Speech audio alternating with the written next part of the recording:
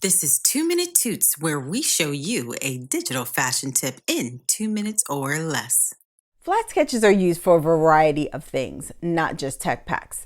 And particularly right now, they're used for presentation purposes. And if you've ever done a CAD, you know exactly what I'm talking about. And so because of that, flat sketches tend to be a bit more stylized than they once were. Still not as stylized as a fashion illustration, but there are little things that you can do to make your sketch more interesting and more inviting. One of those things is adding highlights and shadows to your sketch. And I talked about how to do this in Photoshop in this video. But today, I want to teach you how to do this in Illustrator. It really doesn't take much to give a flat sketch a little zhuzhing to make it look a bit more interesting.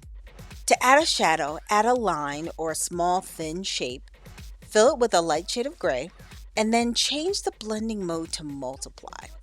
The blending mode makes the gray shape or line look like a darker tone of whatever color is underneath it. Now usually adding the shadow is enough, but if you want to also add some highlights as well, try doing the same thing or use a bristle brush, which is what I'm using now. Fill or stroke it with white, and this time change the blending mode to overlay. I'm also going to add some feathering to soften the edges.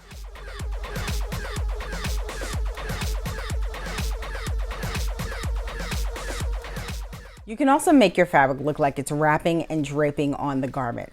And you can watch this video to learn how. So if you need your flat sketches to look a bit more compelling when you present them, whether it's to a corporate buyer or directly to a consumer, these small tweaks can have a big impact. Thanks for watching this week's tutorial. Don't forget to like, comment, subscribe, and share it if you found it helpful. Have a great week, and I'll see you next time.